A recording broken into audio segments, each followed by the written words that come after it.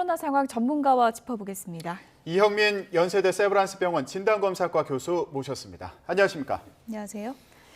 이제는 확진자 수보다 위중증 환자 수부터 그 추이를 좀 보게 되는데 최근엔 좀 늘어나는 또 모양새인 것 같아요. 예, 맞습니다. 어제 이제 위중증 환자 숫자는 306명으로 다시 이제 300명대에 진입을 했는데요.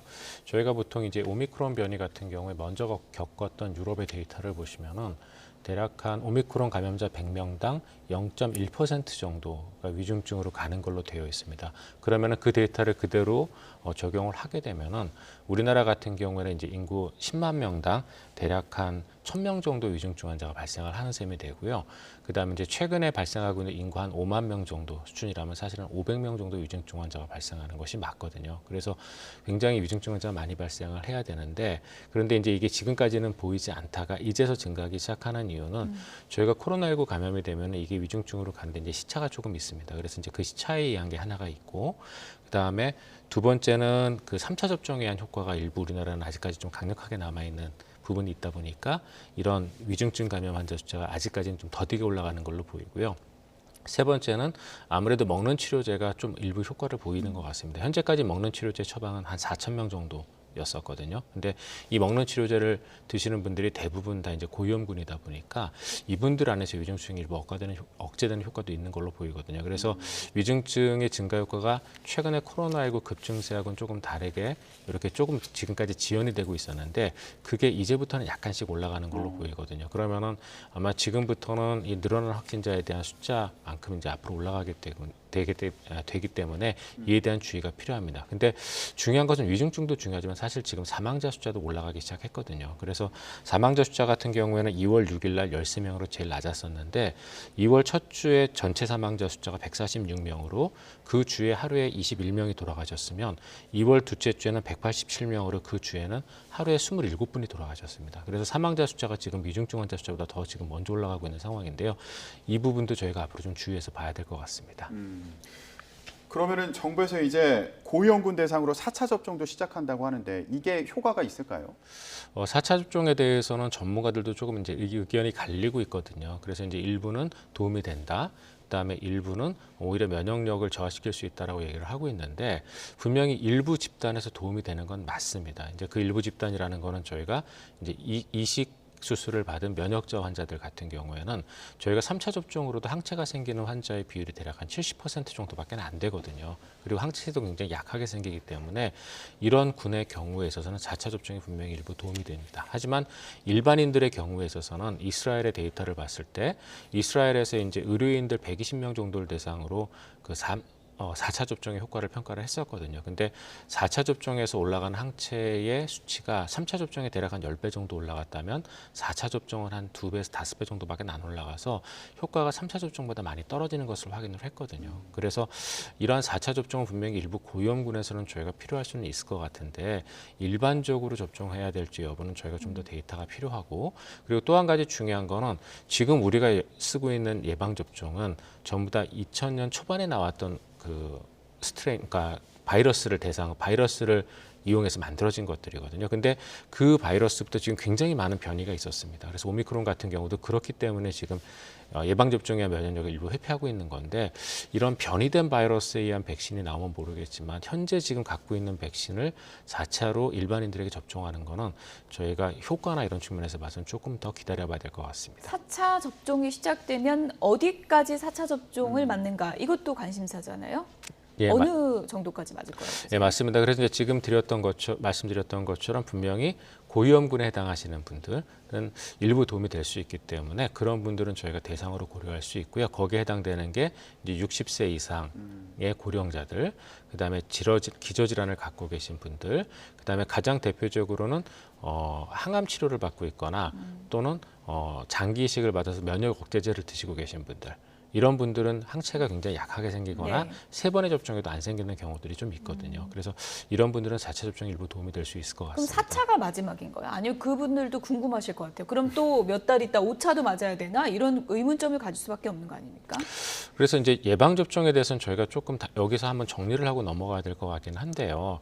아까 말씀드렸던 것처럼 기존의 지금 예방접종은 가장 처음에 나왔던 코로나19 바이러스를 기반으로 만들어진 거거든요. 그러다 보니까 이런 변형들에 대한 효과가 좀 낮은 편이고 효과도 빨리 떨어집니다. 그래서 최근에 그 미국 CDC의 보고에 따르면은 3차 접종의 경우에 있어서 오미크론에 대한 보호 효과는 5개월 만에 87%에서 31%로 떨어진다는 얘기도 있었거든요. 물론 이렇게 시간이 지나면서 코로나 바이러스에 대한 면역력이 떨어지는 거는 다른 코로나 바이러스도 마찬가지입니다. 그래서 일반적인 현상인데 이게 변이주가 계속 나타나다 보니까 이런 효과가 떨어지는 부분들이 보다 더 극명하게 나타나는 것들도 있거든요. 그래서 저희가 이제 이 변이주에 맞춘 백신이 나오게 된다면 그거는 앞으로 맞아야 될 일반인들도 맞아야 될 가능성은 있는데요. 지금 맞고 있는 이 백신 같은 경우에는 너무나 지금 요새 나오고 있는 이런 변이주에 대해서는 많이 차이가 나는 것들이기 때문에 고위험군들에게 주고 지금 예. 당장 효과를 올릴 필요는 있겠지만 일반적으로 접종하기는 좀 부적절하지 않나 싶습니다. 네. 자, 이렇게 4차 접종 계획과 함께 또 오늘부터 시행되는 게 노바백스 백신 접종이거든요. 이제 노바백스와 4차 접종 이 두 가지 카드가 동시에 진행이 되는 건데 효과는 어떻게 전망하세요? 노바백스 같은 경우에는 저희가 이제 그 임상 시험에서 한 90% 이상 효과를 나타내는 걸 보였는데요. 이 노바백스 백신이 중요한 게 저희가 이제 3차 접종을 가장 앞서갔던 게 이스라엘이거든요. 근데 이제 이스라엘이 3차 접종에도 불구하고 오미크론 변이가 확산되면서 대규모 감염을 겪었는데 이 대규모 감염을 겪는 동안에 위중증 환자의 분포를 봤더니 이스라엘 같은 경우 인구 10만 명당 위중증 환자의 발생이 미접종자가 341명, 부분 접종자가 104명, 그다음에 접종 완료자가 29명으로 접종을 하신 분들과 접종을 하지 않으신 분들 사이 거의 10배 이상의 위중증 비율 차이가 납니다. 굉장히 많이 지금 차이가 나는 거거든요. 그래서 이 오미크론 변이 같은 경우에도 이게 예방접종을 일부 회피하는 효과가 있다 보니까 예방접종을 완료하신 분들도 감염이 되는데 그분들은 위중증을 안 가고 그분들을 통해서 미접종자에게 전달되다 보니까 미접종자들이 지금 가장 큰 피해를 보고 있거든요. 역시. 그래서 이러한 미접종자들에 대한 예방접종을 진행하기에 있어서 기존의 백신하고 가장 친숙한 방식인 노바백스 백신이 저는 도움이 될 수 있을 거라고 생각을 합니다. 그래서 이 노바백스 백신으로 지금까지 예방접종을 하지 않으신 분들이 좀 예방접종을 하면 저는 도움이 될 수 있을 거라고 생각을 하고요. 또 한 가지 이제 도움을 받으실 수 있는 분들이 기존의 백신으로 맞았는데 이상 반응에 있어서 2차 못 맞으신 분들이 의외로 꽤 있습니다.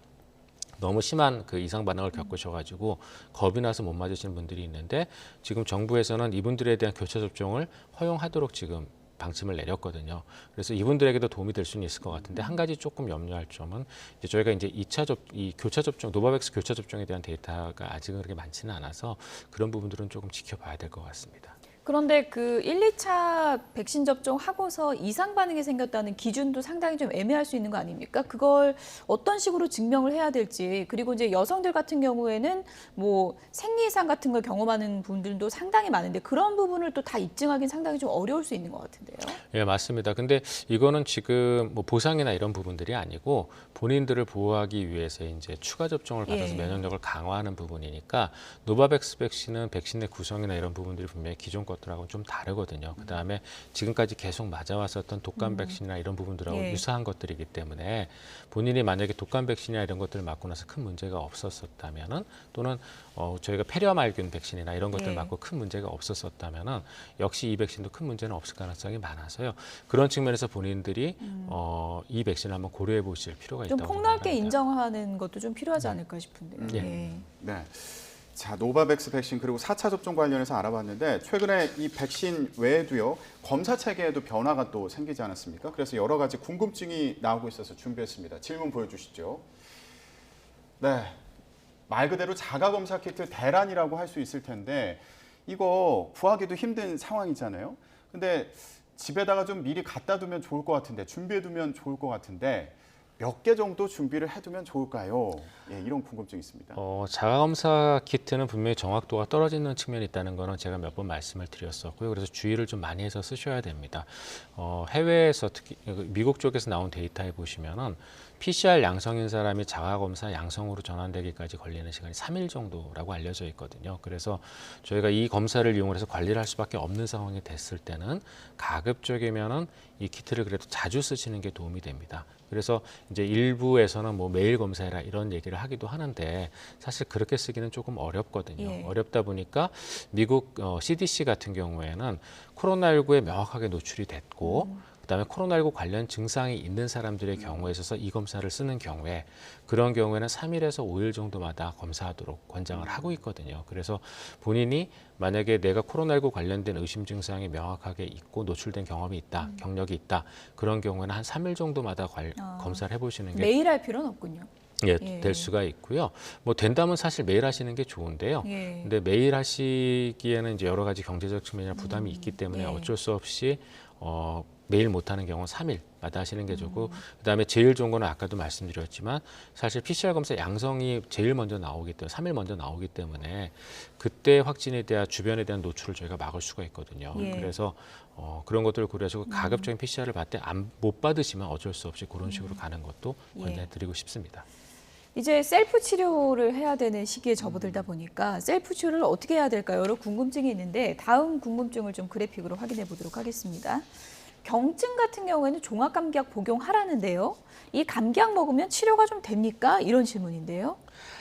감기약, 저희가 이제 치료라는 개념은 크게 두 가지 측면이 있거든요. 네. 바이러스 치료에 있어서는 첫 번째는 바이러스, 그러니까 우리 몸에 감염을 일으킨 바이러스 자체를 제거하는 개념의 치료가 있습니다. 그게 이제 항바이러스제가 되겠고요. 여기에 쓸 수 있는 약은 현재까지 임상적 효과가 명확한 건 팍스로비드 하나밖에 없습니다. 그래서 그거를 드시는 방법이 하나가 있고 두 번째는 이제 증상에 대한 치료가 있습니다. 보통 이런 그 감염이 되면은 열이 많이 날 수도 있고 머리도 아프고 여러 가지 증상들이 나오거든요. 그런데 우리가 지금 팍스로비드는 일반적인 분들이 드실 수는 없거든요. 고위험군 한정으로 지금 쓰게끔 되어 있기 때문에 네. 이런 먹는 치료제, 바이러스를 제거하시는 치료제를 쓸 수 있는 상황은 아니다 보니까 코로나19 감염에 한 증상 치료제를 지금 쓰는 거고요. 그런데 이 코로나19라고 부르는 거는 우리가 계절성 코로나와 증상이 동일합니다. 증상만 네. 놓고 봤을 때는. 그래서 그런 계절성 코로나가 우리가 얘기하는 감기거든요. 그래서 거기에 대한 치료제를 쓰시라는 거고 말씀드렸던 것처럼 이거는 증상만을 완화시켜 줄 뿐이지 코로나19 바이러스를 제거하는 게 아니기 때문에 예. 고위험군의 경우에 있어서는 보다 더 높은 치명률을 유리할 수가 있으니까 그런 경우에는 저희가 꼭 먹는 치료제를 드셔야 됩니다. 경증에만 이제 해당이 되는 거고. 맞습니다. 제가 어디 기사 보니까 짧게 꿀물을 또 도움이 된다는데 맞아요? 꿀물 같은 경우는 이제 저희가 대증적 치료의 이제 한 방법이죠. 그래서 이제 먹는 수분 공급을 좀 해주면서 당분 같은 거를 공급을 해주는 역할은 있는데요. 그게 이제 일시적으로 저희가 이런 코로나와 같은 이러한 호흡기 감염에 걸렸을 때 제일 문제가 되는 게 발열이고요. 발열이 되면 탈수가 되게 잘 되거든요. 예. 그런데 탈수 같은 경우에 특히 애들 같은 경우에 탈수되면 되게 위험할 수가 있기 때문에 수분 공급이 되게 중요합니다. 근데 애들이 아프면 잘 안 먹거든요. 그래서 그런 것들에 대해서 이제 꿀물이나 좀 달달한 걸 이용을 해서 물을 많이 마시게끔 저희가 권해 주는데요. 그런 경우는 일부 도움은 될 수 있을 것 같습니다. 예. 자, 이제 이렇게 오미크론이 계속 확산하는 상황에서 방역 조치는 어떻게 해나갈지 이것도 관심인데요. 일부에서는 방역 조치를 완화할 거다 이런 전망도 나오고 있는 상황입니다. 어떻게 평가하십니까? 이게 조금 딜레마인데요. 지금 현재까지의 방역 조치를 보면은 굉장히 관리를 엄격하게 해야 되는 확진자와 밀접 접촉자에 대한 방역을 굉장히 완화하는 방식으로 지금까지 방향이 잡혀서 왔거든요. 그래서 현재 밀접 접촉자 같은 경우에도 거의 지금 관리가 안 되는 상황, 안 하고 있는 상황인데 그런 상황에서 과연 일반 사람들에 대한 강력한 방역이 타당성이 있을까라는 부분에서는 분명히 질문이 하나가 있을 수가 있습니다. 그리고 한편으로는 이게 지금까지 그렇게 이제 저희가 핵심적으로 굉장히 중요하게